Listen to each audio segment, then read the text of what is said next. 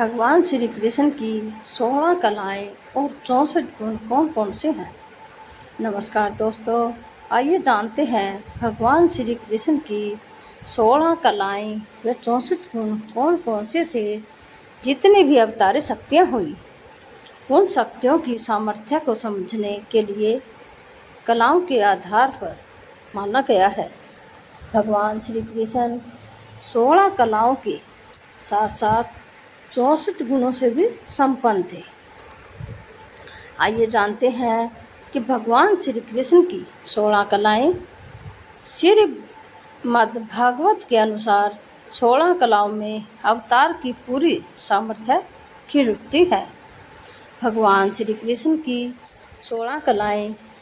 भगवान श्री कृष्ण की 16 कलाओं का अवतार कहाँ गया है। भगवान श्री कृष्ण की अवतार के समय यह सभी कलाएं प्रकट हुई थी। इन कलाओं के नाम हैं। नंबर 1, श्री। प्रथम कला के रूप में धन संपदा को स्थान दिया गया है।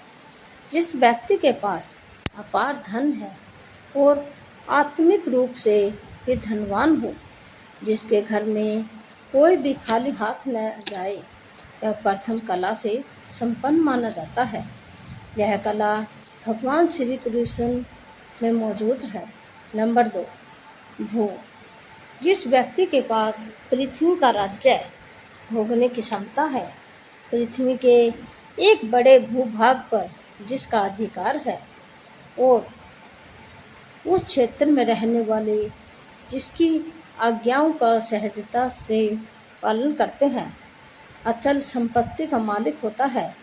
भगवान श्री कृष्ण ने अपनी योग्यता से द्वारकापुरी की स्थापना की, इसलिए यह कला भी इसमें मौजूद है। नंबर 3, कीर्ति। जिसके मान सम्मान और यश कीर्ति से चारों दिशाओं में गूंज हो, जिसके प्रति लोग स्वतः से की श्रद्धा और विश्वास रखते हो, तीसरी कला से संपन्न होता है। भगवान श्री कृष्ण में यह कला भी मौजूद है। लोग सहर्ष श्री कृष्ण की जय जयकार करते हैं। नंबर 4, इला। चौथी कला का नाम है इला, जिसका अर्थ है मोहक वाणी। भगवान श्री कृष्ण में यह कला भी मौजूद है कि उनकी वाणी मन को मोहने वाली है। पुराणों में ऐसा भी उल्लेख मिलता है कि भगवान श्री कृष्ण की बातों को सुनकर अत्यंत क्रोधी व्यक्ति भी अपनी शुद्ध बुद्ध को कर शांत हो जाता था। उसके मन में भक्ति की भावना जाग जाती थी। यशोदा मैया के पास शिकायत करने वाली गोपियाँ भी श्री कृष्ण की वाणी सुनकर शिकायत खोलकर तारीफ करने लगती थी। नंबर 5, लीला। भगवान श्री कृष्ण की 5वीं कला का नाम है लीला। लीला का अर्थ होता है आनंद। भगवान श्री कृष्ण को लीलाधर के नाम से भी जाना जाता है, क्योंकि उनकी बाल लीलाओं से लेकर जीवन की घटना रोचक और मोहक है। इनकी लीला करने वाली कथाओं को सुनकर कामी व्यक्ति भी भावुक और विरक्त हो जाता है। नंबर 6, कांति। जिसके रूप से स्वतः ही मन आकर्षित होने लगे और प्रसन्न होने लगे, जिसके मुखमंडल को देखकर बार बार उसी को देखने का मन करने लगे, वह 6 कलाओं में से संपन्न माना जाता है। भगवान श्री कृष्ण की इसी कला के कारण पूरे ब्रजमंडल की गोपियाँ उनकी छवि को देखकर मोहित हो जाती थी और उनको पति के रूप में पाने की कामना करने लगती थी। नंबर 7, विद्या। भगवान श्री कृष्ण वेद वेदांग के साथ ही संगीत कला में भी पारंगत था। राजनीति एवं कूटनीति श्री कृष्ण में भरी पड़ी थी। इसी कला का नाम विद्या है। नंबर 8, विमल। जिसके मन में किसी भी प्रकार का छल कपट न हो, वह 8वीं कला से युक्त माना जाता है। भगवान श्री कृष्ण सभी के प्रति सम्मान व्यवहार रखते थे। उनके लिए न कोई छोटा था और न ही बड़ा था। महाराष्ट्र के समय भगवान ने अपनी इसी कला का प्रदर्शन किया था। इस समय उन्होंने राधा और गोपियों के बीच कोई फर्क नहीं समझा। सभी के साथ सम्मान भाव से नृत्य करते हुए सबको आनंद प्रदान किया। नंबर 9, उत्कर्षिणी। महाभारत के युद्ध के समय श्री कृष्ण ने नैमिक कला का परिचय देते हुए युद्ध से विमुख अर्जुन को युद्ध करने के लिए प्रेरित किया और अधर्म पर धर्म की विजय पताका लहराई। नवमी कला के रूप में प्रेरणा को स्थान दिया गया, जिसमें इतनी शक्ति मौजूद हो कि लोग उनकी बातों को लेकर प्रेरित हो जाए। नंबर 10, ज्ञान। भगवान श्री कृष्ण ने जीवन में कई बार विवेक का परिचय देते हुए समाज को नई दिशा प्रदान की है।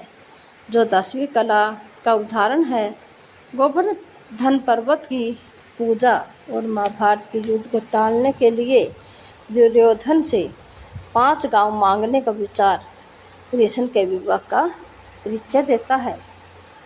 नंबर 11, क्रिया। 11वीं कला का स्थान क्रिया को प्राप्त है। भगवान श्री कृष्ण इस कला से भी संपन्न थे, जिनकी इच्छा मात्र से दुनिया का हर काम हो सकता था। वह कृष्ण सामान्य मनुष्य की तरह कर्म करते हैं और लोगों को कर्म करने की प्रेरणा देते हैं।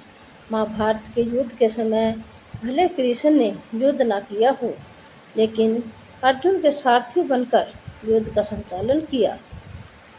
नंबर 12, योग। जिसने अपने मन को केंद्रित कर लिया हो, आत्मा में लीन कर लिया हो, वह 12वीं कला से संपन्न माना जाता है। भगवान श्री कृष्ण को योगेश्वर कहा गया है। वह उच्च कोटि के योगी थे। अपने योग बल से श्री कृष्ण ने माता के गर्भ में पल रहे परीक्षित की ब्रह्मास्त्र से रक्षा की थी। मृत गुरु पुत्र को पुनर्जीवन प्रदान किया। नंबर 13, परहवी। 13वीं कला का नाम परहवी है। इसका अर्थ विनय होता है। भगवान श्री कृष्ण संपूर्ण जग के स्वामी हैं। संपूर्ण सृष्टि का संचालन इनके हाथों में है। फिर भी इनमें कर्ता का अहंकार नहीं है।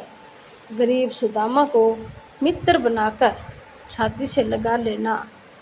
महाभारत युद्ध में विजय का श्रेय पांडवों को दे देते हैं। सभी विद्याओं में पारंगत होते हुए भी श्रेय गुरु को देते हैं ज्ञान प्राप्ति के लिए। नंबर 14, सत्य। भगवान श्री कृष्ण की 14वीं कला का नाम है सत्य। श्री कृष्ण कटु सत्य बोलने से भी परहेज नहीं रखते। वो धर्म की रक्षा के लिए सत्य को परिभाषित करना भी जानते हैं। यह कला सिर्फ श्री कृष्ण में है।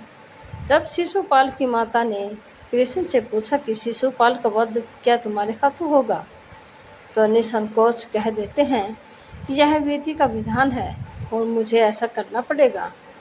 रिश्तों की डोर में बंधे होते हुए भी श्री कृष्ण झूठ नहीं बोलते। नंबर 15, इसना। 15वीं कला का नाम है इसना। इस कला का तात्पर्य है कि व्यक्ति में उस गुण का मौजूद होना जिससे वह लोगों पर अपना प्रभाव स्थापित कर पाता है। आवश्यकता पड़ने पर लोगों को अपने प्रभाव का एहसास दिलाता है। श्री कृष्ण ने कई बार जीवन में अपने इस कला का प्रयोग किया है। नंबर 16, अनुग्रह। बिना प्रत्युपकार की भावना से लोगों का उपकार करना यह 16वीं कला है। भगवान श्री कृष्ण को कभी भक्तों से कुछ पाने की उम्मीद नहीं रखते हैं। लेकिन जो भी इनके पास इनका बनकर आता है उनकी हर मनोकामना पूरी करते हैं। यह तो भगवान श्री कृष्ण की 16 कलाएं थी। अब आइए जानते हैं श्री कृष्ण में 64 गुण कौन कौन से मौजूद हैं। नंबर 1 नृत्य, नंबर 2 वाग, नंबर 3 गायन, नंबर 4 नाट्य, नंबर 5 इंद्रजाल, नंबर 6 नाटक, नंबर 7 सुगंधित चीज़ें, नंबर 8 फूलों के आभूषण से श्रृंगार करना, नंबर 9 बेताल आदि को बस में रखने की विद्या, नंबर 10 बच्चों के खेल, नंबर 11 विजय प्राप्त करने वाली विद्या, नंबर 12 मंत्र विद्या, नंबर 13 शकुन अपशकुन जानना, 14 रत्नों को अलग अलग प्रकार के आकारों में काटना, नंबर 15 कई प्रकार के मात्र का यंत्र बनाना, नंबर 16 सांकेतिक भाषा बनाना, 17 जल को बांधना, नंबर 18 बेल बूटे बनाना, नंबर 19 चावल और फूलों से पूजा के उपहार की रचना करना, नंबर 20 फूलों की सेज बनाना, नंबर 21 तोता मैना आदि की बोलियां बोलना, नंबर 22 वृक्षों की चिकित्सा, नंबर 23 भेड़ मुर्गा आदि को लड़ाने की रीत, नंबर 24 उच्चाटन की विधि, नंबर 25 घर आदि बनाने की कारीगरी, नंबर 26 गलीचे दरी बनाना, 27 बढ़ई की कारीगरी, पट्टी बेंत आदि बनाना, 29 तरह तरह के खाने की चीज़ें बनाना, 30 हाथ ही फुर्ती के काम, 31 चाहे जैसा वेश धारण कर लेना, 32 धूर्त क्रीना, 33 13 तरह के पीने के पदार्थ बनाना, 34 समस्त छंदों का ज्ञान, 35 वस्त्रों को छिपाने या बदलने की विद्या, 36 दूर के मनुष्य वस्तुओं का आकर्षण, 37 कपड़े और गहने बनाना, 38 हार माला आदि बनाना, 39 विचित्र सिद्धियाँ की दिखलाना, 40 कान और चोटी की फूलों के गहने बनाना, 41 कठपुतली बनाना, 42 प्रतिमा आदि बनाना, पहेलियाँ बुझाना, 44 सिलाई का काम, 45 बालों की सफाई का कौशल, 46 मुट्ठी की चीज़ या मन की बात बता देना, 47 कई देशों की भाषा का ज्ञान, 48 काव्य को समझ लेना, 49 सोने चांदी आदि धातुओं तथा हीरे पन्ने रत्नों की परीक्षा, 50 सोना चांदी आदि बना लेना, 51 मणियों के रंग को पहचानना, 52 खानों की पहचान, 53 चित्रकारी दांत वस्त्र और अंगों को रंगना, 54 संज्ञा रचना, 55 मणियों की फर्श बनाना, 56 कूटनीति, 57 ग्रंथों को पढ़ने की चतुराई,